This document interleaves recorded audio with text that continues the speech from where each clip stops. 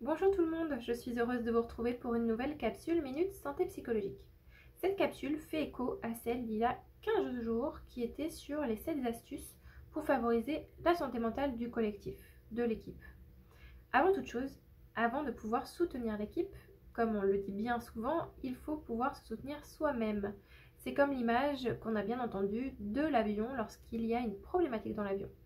Les masques individuels tombent et on demande de se mettre le masque sur le nez en premier pour ensuite pouvoir aider et soutenir la personne en difficulté à côté de vous. C'est la même chose pour la santé mentale. Donc il faut être bien dans ses baskets, bien dans sa tête pour pouvoir aider l'autre. Sinon, ça ne va pas fonctionner.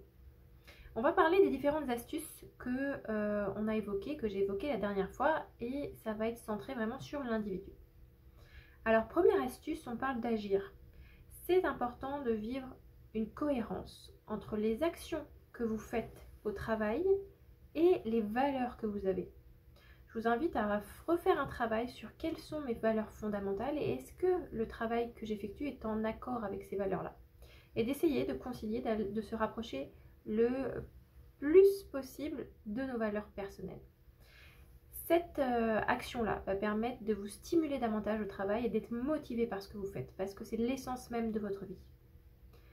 Deuxième astuce, c'est sur ressentir. Ressentir, bien sûr, il faut être à l'écoute de soi, à l'écoute de nos signaux, pour pouvoir les reconnaître et pouvoir après les travailler, les déconstruire, notamment pour le stress. On vous avait parlé de l'astuce ciné à cet effet.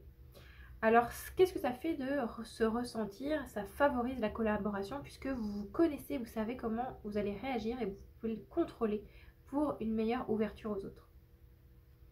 Ensuite, s'accepter. Troisième astuce, c'est vraiment reconnaître nos propres compétences et admettre que l'on peut faire des erreurs et admettre les erreurs que l'on commet. Le fait de faire ça, ça va nous donner confiance. Effectivement, souvent, on parle du symptôme de l'imposteur. Mais on a des compétences, c'est juste que c'est un sentiment de confiance en ces compétences-là et à les mobiliser sur votre lieu de travail. Concentrez-vous sur ce que vous avez appris, sur vos expériences et sur vos réussites. J'en suis à la quatrième astuce, c'est se ressourcer. Ça a été dit beaucoup de fois, alors je ne vais peut-être pas insister sur ce fait-là, mais c'est de décompresser, de trouver des actions de relaxation, des actions qui vous font du bien, qui sont vraiment personnalisées. D'échanger aussi et d'échanger avec autrui, ça va permettre d'améliorer notre bien-être, notre vitalité, notre énergie globale et ça va permettre d'améliorer aussi la qualité de notre travail.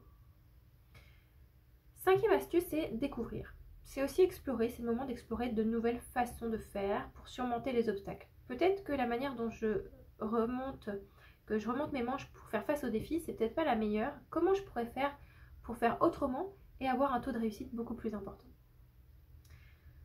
J'en suis à la cinquième, si je ne me trompe pas. On est à choisir. Choisir, souvent, c'est renoncer à d'autres choses. Choisir, c'est aussi prendre des initiatives. Qu'est-ce que j'ai vraiment envie de faire fondamentalement? On peut faire le rebond sur nos valeurs personnelles. C'est aussi choisir les actions que je vais mener dans ma vie personnelle et professionnelle. Et puis c'est assumer ses choix, les asseoir. C'est vous qui savez ce qui est bon pour vous, sauf en cas de situation critique, on s'entend. Mais vous savez, si vous avez travaillé sur vous, ce qui est bon. Ça va permettre de retrouver le plaisir et de retrouver cette motivation, cet engagement dans votre travail que vous aimez tant. Je crois que j'arrive à la dernière, à la septième astuce, c'est créer des liens. Donc on est toujours dans le soutien social.